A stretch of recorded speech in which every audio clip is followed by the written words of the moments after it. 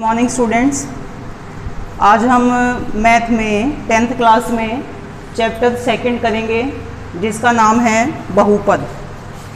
बहुपद क्या होता है इसके बारे में 9th क्लास में सभी बच्चे डिटेल में कर चुके हैं, बहुत अच्छे तरीके से वहाँ समझाया जा चुका है, लेकिन फिर भी हम यहाँ एक हल्का सा रिवीजन लेंगे। बहुपद क्या होता है? ऐसा कोई भी बीजकीय व्यंजक जिसकी घात एक धनात्मक पूर्ण संख्या होती है उसे हम बहुपद कहते हैं। कोई भी बीजीय व्यंजक जिसकी पावर एक पॉजिटिव इंटीजर है वो बहुपद होना चाहिए। बहुपद जैसा कि इसका नाम है बहुपद यानी बहुत सारे पद।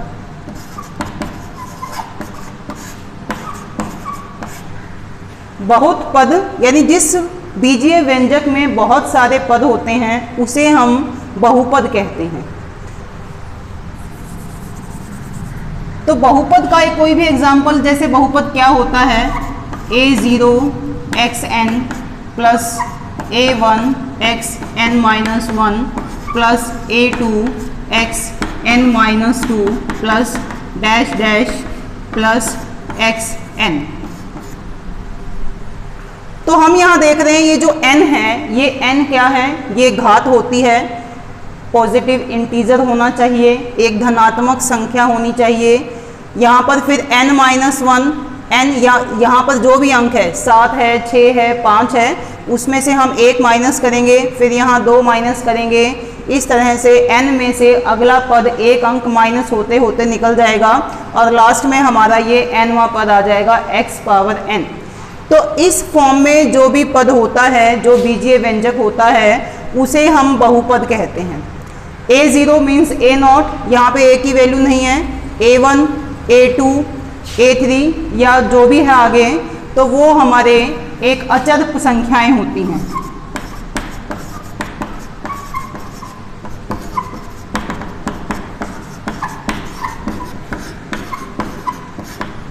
ये अचर पद होते हैं, अंक होते हैं 1 2 3 4 5 6, इस तरह से कोई भी एक ही जगह पर अंक आ सकता है। तो ये जो पद होते हैं ये हमारा ऐसा बीजीय व्यंजक क्या कहलाता है? बहुपद कहलाता है। तो इसमें x की जो घात है वो एक धनात्मक पूर्णांक होना चाहिए। तो प्लस का नंबर होना चाहिए, n की जगह पर कोई माइनस का नंबर नहीं होना चाहिए, वो बटे में नहीं होना चाहिए, जैसे 1/2 अगर आ जाता है माइनस में नहीं होना चाहिए। x जो चर है वो वर्गमूल के अंदर नहीं होना चाहिए। तो ऐसे पद जिनकी घात एक धनात्मक संख्या है वो हमारे बहुपद कहलाते हैं। अब ये बहुपद हमारे अनेक प्रकार के होते हैं, कौन कौन से होते हैं इसके बारे में भी 9th क्लास में कर चुके हैं। सबसे पहला आ जाता है हमारा पदों के दृष्टिकोण से।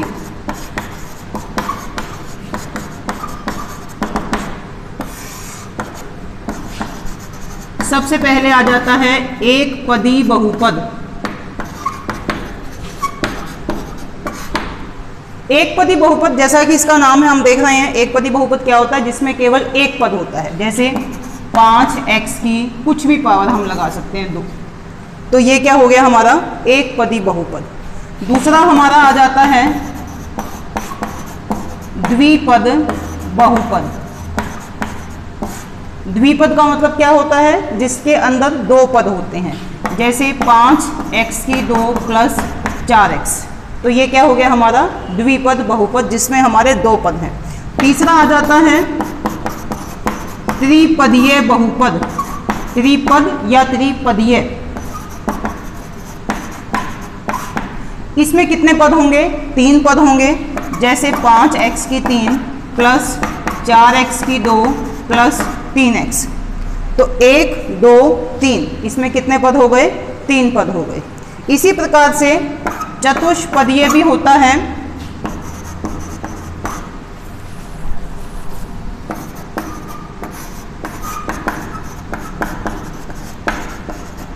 जिसमें कितने पद होते हैं? 4 पद होते हैं, जैसे 5x की 4 प्लस 3x की 3 प्लस 2x की 2 प्लस 5 या फिर x, ये ऐसे आ जाता है। तो जिस बहुपद में 4 पद होते हैं उस बहुपद को हम क्या कहते हैं? चतुर्पदीय बहुपद। तो ये हमारे हैं पदों के दृष्टिकोण से बहुपद कितने प्रकार के होते हैं? 4 प्रकार के हमने लिए। एक पदीय बहुपद जिसमें केवल एक पद होता है, द्विपद जिसमें 2 पद होते हैं, त्रिपद जिसमें 3 पद होते हैं, चतुर्पद यानी जिसमें हमारे 4 पद होते हैं। दूसरा हमारा आ जाता है यहाँ पर घात के दृष्टिकोण से।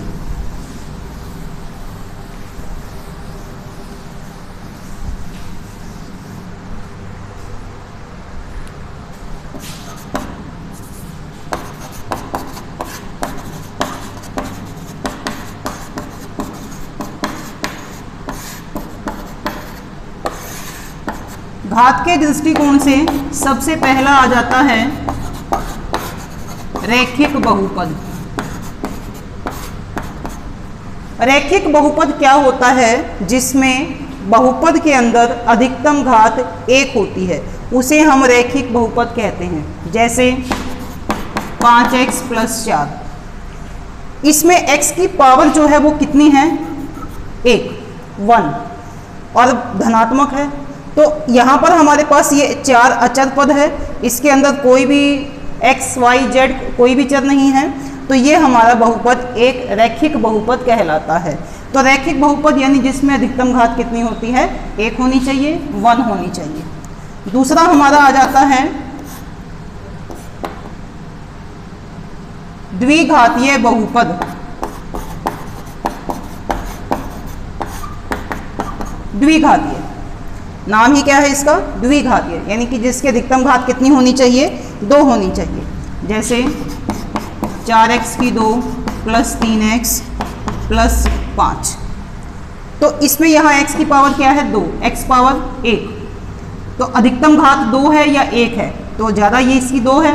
ये बहुपद क्या हो जाएगा हमारा? द्विघातीय बहुपद। इसको हम समझाने के लिए लगा रहे हैं, लगाया नहीं जाता है इसे। अगला हमारा आ जाता है त्रिघातीय बहुपद।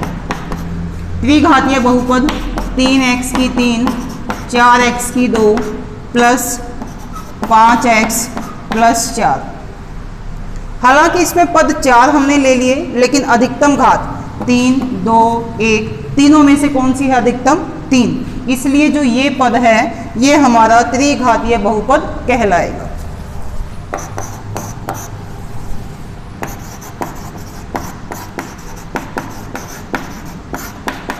चतुर्घातीय जिसमें अधिकतम घात आ जाती है 4।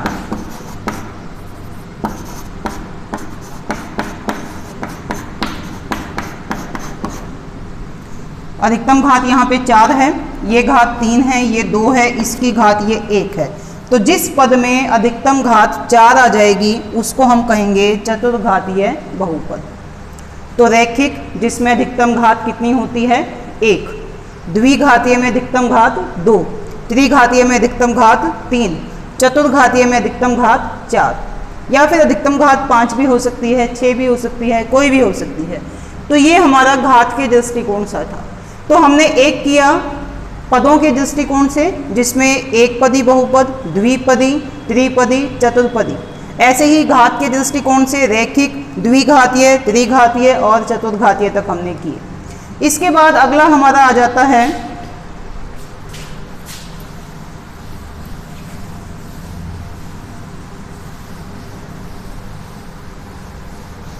आगे भी हम इसको और भी विभाजित कर सकते हैं, जैसे अचर बहुपद। अचर बहुपद जिसमें कि चर नहीं है, जैसे 5 या फिर 7 या फिर 9, ये क्या हो जाते हैं? अचर बहुपद। जिसमें x, y, z कोई भी चर विद्यमान नहीं है, तो वो हमारा अचर बहुपद हो जाता है। इसके आगे हम एक और भी ले सकते हैं, शून्य बहुपद। शून्य बहुपद क्या हो गया? ये 0। तो जहाँ पे पद में केवल 0 होता है उस बहुपद को हम शून्य बहुपद के नाम से जानते हैं। तो ये हमारे बहुपदों के प्रकार थे जो हमने 9th क्लास में किए थे।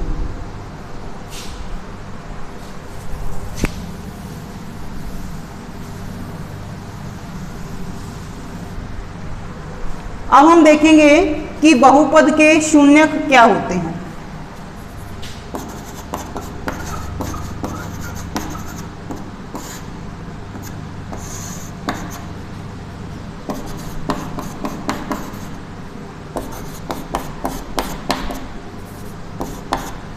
बहुपद को हम पॉलिनोमियल कहते हैं।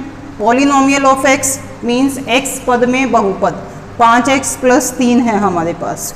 तो अगर हमें ये बताना हो कि इस बहुपद का शून्यक क्या है, तो शून्यक वैसे होता क्या है, x का कोई भी मान जिसको अगर हम इस बहुपद में रखें तो p ऑफ x की वैल्यू 0 आ जाए तो उसे हम कहेंगे x का शून्यक। ठीक है, यानी शून्यक क्या हो जाएगा, बहुपद के अंदर x का वह मान रखें कि p ऑफ x की वैल्यू 0 आ जाए, तो ऐसे मान को हम बहुपद का शून्यक कहते हैं। अब ये शून्यक कैसे होते हैं, कितने होते हैं, कैसे निकलते हैं। शून्यक निकालने के लिए हम p ऑफ x को 0 के इक्वल करेंगे, +3 इधर आकर के माइनस हो जाएगा, इन मल्टीप्लीकेशन में 5 इधर आकर के डिवाइड हो जाएगा, -3/5 -3/5 ये हमारा आ जाता है।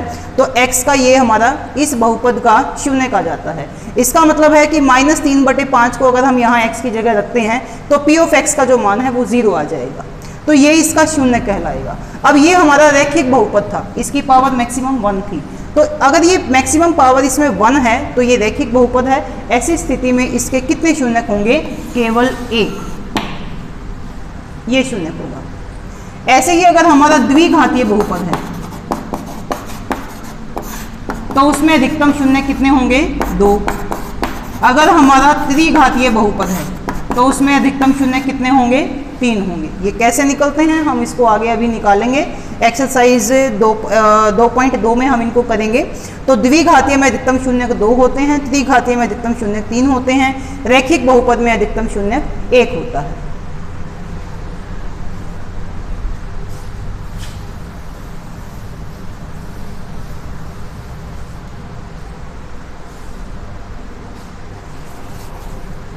अगर हमारे पास हम रैखिक बहुपद लें और उसका ग्राफ बनाएं तो ग्राफ कैसे बनता है, ये सभी बच्चे इसको पढ़ चुके हैं, उनको समझाया जा चुका है। यहाँ पर आता है x और यहाँ आता है x', यहाँ आता है y और यहाँ आता है y'। ये मूल बिंदु है, 0 हम यहाँ लिखते हैं। एक निश्चित गैप के ऊपर हम पॉइंट्स लगा देते हैं, 1 2 3 4 5, -1 -2 -3, 1 2 3 4 5, -1 -2 -3 -4, ये हो जाता है। x और y ये दोनों अक्ष धनात्मक संख्याओं को दिखाते हैं, x' और y' ये दोनों अक्ष ऋणात्मक पूर्णांकों को दर्शाते हैं। दोनों अक्ष x अक्ष और y अक्ष जिस बिंदु पर एक दूसरे को प्रतिच्छेद करते हैं वो हमारा मूल बिंदु कहलाता है। सभी अक्षों के ऊपर जो गैप हम शो करेंगे वो सभी अंक इक्वल गैप के ऊपर हमें दिखाने होते हैं, कहीं पे ज़्यादा गैप कहीं पे कम गैप, इस प्रकार से हमें नहीं लेना होता है। अगर हम कोई रैखिक बहुपद लेते हैं तो रैखिक बहुपद जब हम लेंगे तो उसका अगर हम ग्राफ बनाएं तो वो ग्राफ हमारा एक सीधी रेखा के रूप में आएगा, एक सरल रेखा के रूप में आता है।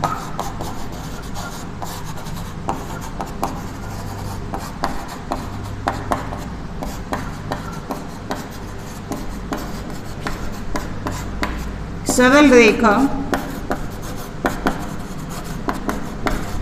या सीधी रेखा इस प्रकार से वो आता है, जैसे वो या तो ऐसे आ सकता है, अगर ये ऐसे आता है ग्राफ तो ये x अक्ष को देखो यहाँ एक बिंदु पर काट रहा है तो इसके शून्य कितने हो जाएंगे, 1। जैसे कि हमने पढ़ा था कि रैखिक बहुपद के अंदर केवल एक शून्यक होता है।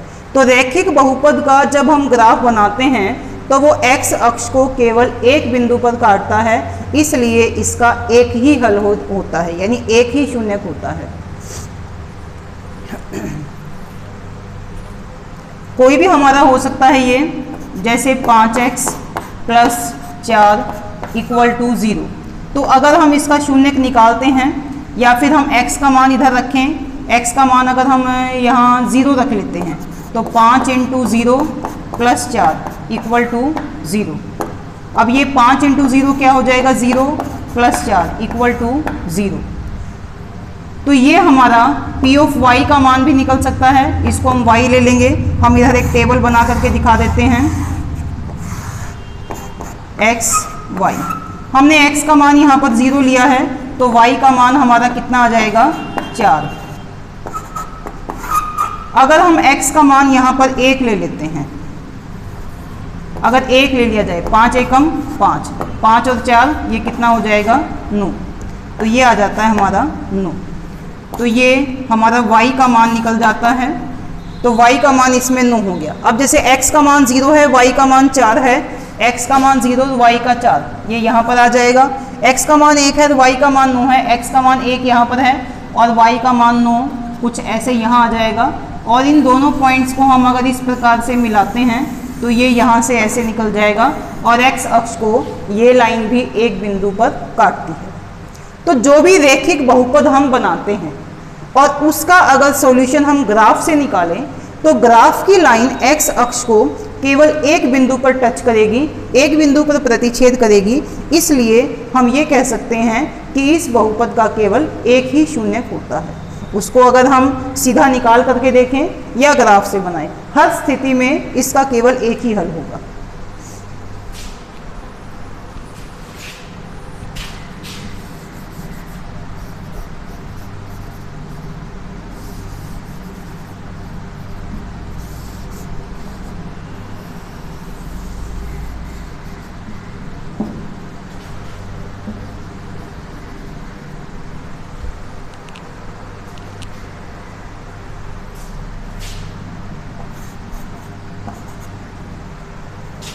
दूसरा हमारा आ जाता है द्विघातीय बहुपद।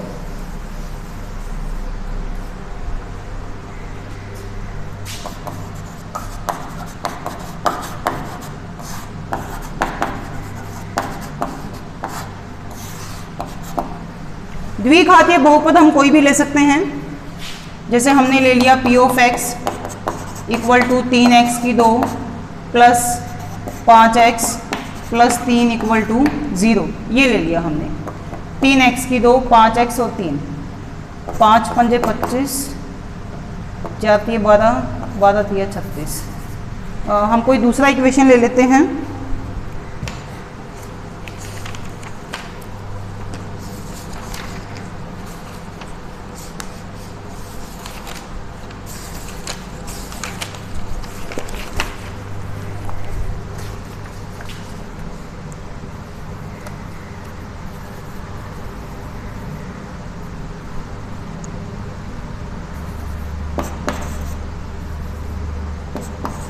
ये बहुपद हम ले लेते हैं। तो अगर इसका शून्यक हम निकालें, इसके अंदर x का मान हम कुछ भी रखें। अब ये हमारा द्विघातीय बहुपद है। द्विघातीय बहुपद के ग्राफ की लाइन जब आएगी तो वो या तो इस तरह से आएगी u के टाइप में, या फिर ऐसे उल्टे u के प्रकार की आएगी। अब x के मान को यहाँ पर हम कुछ भी मान सकते हैं, 1 मान सकते हैं, 2 मान सकते हैं, 0 मान सकते हैं, कुछ भी मान सकते हैं। मान लेते हैं x की वैल्यू हमने 0 ले ली, तो y का मान x power 2, 0, 2 into 0 minus 8, 0 minus 0 minus 8, तो ये क्या आ जाता है -8 आ जाता है। अब ऐसे ही अगर हम 1 मान लेते हैं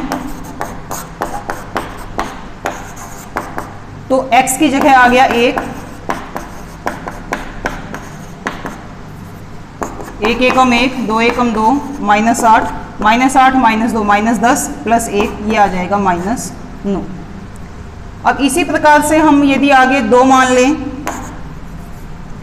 और हम इसी तरह से इसको हल करते हुए चले जाएं, x का मान जब हमने 0 लिया है तो y का मान आ गया -8, x का मान जब हमने 1 लिया है तो y का मान आ जाता है -9। अगर हम 2 लेते हैं तो 2 दूनी 4, 2 दूनी 4, -8, -8 और 4 -12, -12 में से 4 जाएंगे तो ये हो जाएगा -8। अगर हम यहाँ पे 2 लेते हैं, 2 दूनी 4, 2 दूनी 4, तो ये -8 आ जाता है। ऐसे ही अगर हम 3 ले लें, अगर 3 ले लेते हैं तो 3 तिया 9, 3 दूनी 6, -8 और -6 -14, 14 में से 9 गए 5, तो ये आ जाता है -5।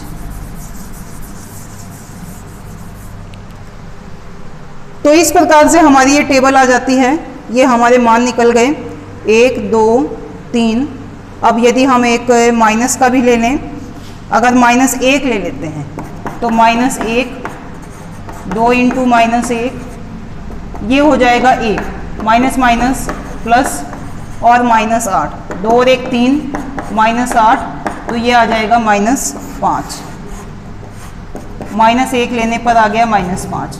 अगर हम ले लेते हैं -2, 2 दूनी 4, माइनस है तो प्लस हो जाएगा, 2 दूनी 4, माइनस माइनस प्लस -8, अब 4 4 8 और ये आ जाएगा हमारा 0। तो जब हमने इसको -2 लिया तो ये आ जाता है 0। अब हम -3 लेकर के देख लेते हैं। -3, 2 इंटू -3, -8, 3 तिया 9, माइनस की पावर इवन नंबर है तो माइनस प्लस हो जाएगा, माइनस माइनस प्लस 2 तिया 6, -8, 9 और 6 15, 15 में से 8 गए 7, -3 लिया है तो ये हमारा आ जाता है 7। अब हम इसको ग्राफ पे शो करेंगे। सबसे पहले हमारा 0 पे -8 आया है। अब x की वैल्यू 0 है तो ये यहाँ आ जाएगी, और y का -8 है तो y का -8 कहाँ पर आएगा, नीचे आएगा, -5 -6 -7 -8, 0 पे -8 ही यहाँ पर आ जाता है। ये 1 पे -9 है, अब 1 इधर है और इस पे -9, तो -9 इधर आ जाएगा। 2 पे -8, ये हमारा कुछ गड़बड़ हो गया, 2 इंटू 2 -8, 2 दूनी 4, 2 दूनी 4, तो -8 यहाँ पर ये आ जाएगा तो इधर आ जाएगा। 3 पे -5, 3 पे -5 हमारा ये इधर आ जाएगा।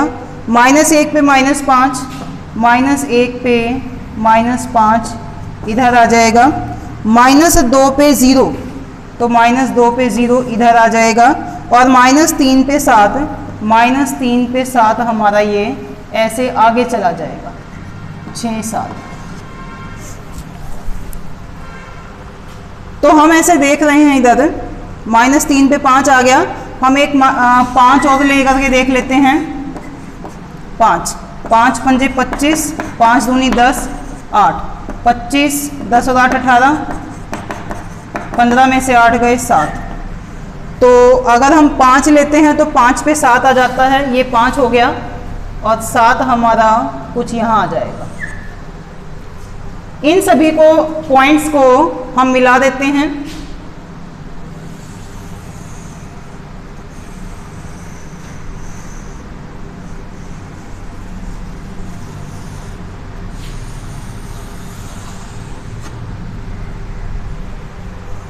तो ये हमारी ग्राफ की लाइन आ जाती है जो इस प्रकार से है u।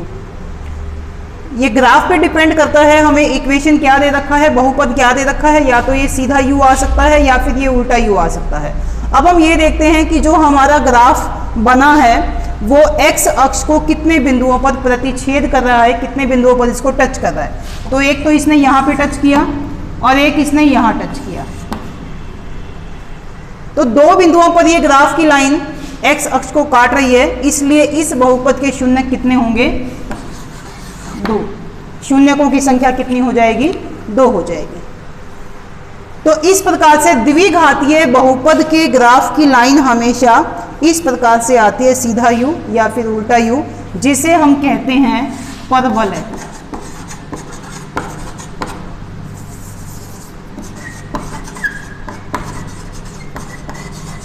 पैराबोला। तो पैराबोला हमेशा x अक्ष को 2 बिंदुओं पर काटेगा। रैखिक बहुपद का जो ग्राफ की लाइन आएगी वो x अक्ष को 1 बिंदु पर प्रतिच्छेद करेगी। अगर त्रिघातीय बहुपद है तो उसके 3 शून्यक आएंगे, वो ग्राफ की लाइन 3 बिंदुओं पर टच करेगी। जैसे ऐसे आ सकता है, 1 2 3। अगर चतुर्पदीय बहुपद है तो फिर वो हमारी जो लाइन है 1 2 3 4, इस प्रकार से जितनी उसकी घात है उसके उतने ही शून्यक होंगे और वो उतने ही बिंदुओं पर एक्स अक्ष को प्रतिच्छेद करेगी। तो ये सभी बच्चों को समझ में आ गया होगा।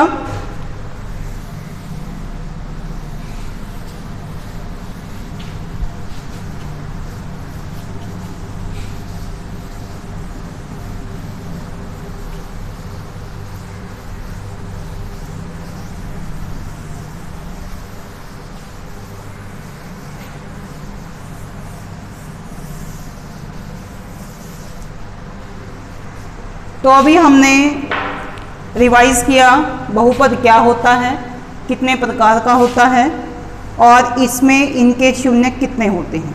ये वैसे तो सभी कुछ 9th क्लास में हो चुका था, हमने इसको अभी फिर से रिवाइज किया है। अब हम 10th क्लास में इसी को आगे कंटिन्यू कर रहे हैं और एक्सरसाइज 2.1 वो उसको हम करेंगे।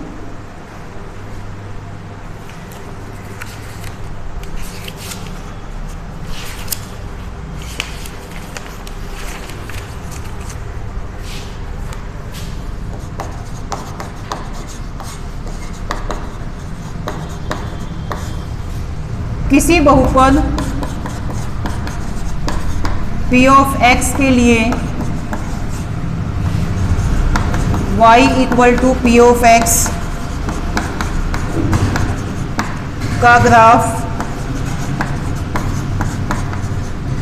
नीचे आकृति 2.10 में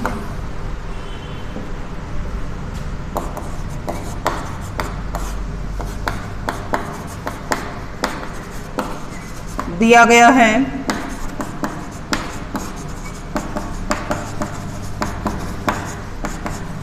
प्रत्येक स्थिति में p ऑफ x के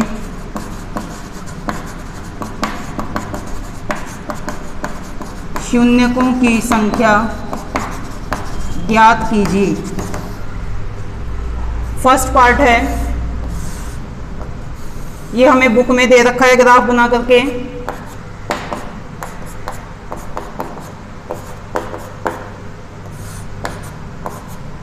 फर्स्ट पार्ट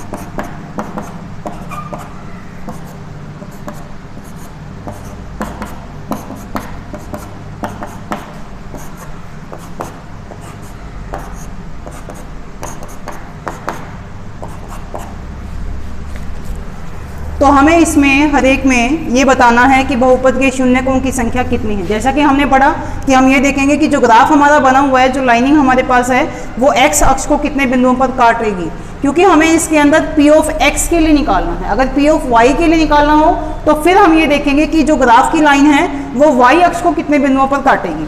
जैसे फर्स्ट पार्ट है, ये ग्राफ की लाइन है, हम क्या देख रहे हैं, x अक्ष को ये किसी भी बिंदु पर टच नहीं कर रही है, इसलिए इसमें शून्यकों की संख्या कितनी होगी, 0। अगर इसी में ये पूछ रखा हो कि y अक्ष के बिंदुओं पर अगर काटे तो उसके हमें शून्यक बताने हैं, तो ये यहाँ पर y अक्ष को एक बिंदु पर काट रही है, तो p ऑफ y के शून्यकों की संख्या इसके अंदर 1 हो जाएगी। ऐसे ही इसके अंदर ये ग्राफ की लाइन x अक्ष को केवल यहाँ इस एक बिंदु पर काट रही है, इसलिए इसमें शून्यकों की संख्या क्या होगी, 1। ये ग्राफ की लाइन x अक्ष को 1 2 3 बिंदुओं पर काट रही है, इसलिए इसमें शून्यकों की संख्या कितनी हो जाएगी? 3।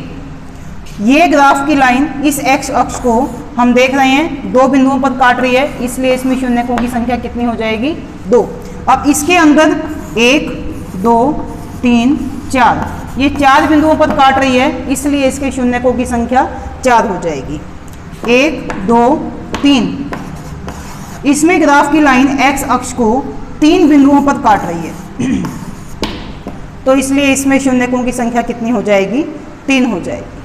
तो ये हमारी एक्सरसाइज 2.1 थी।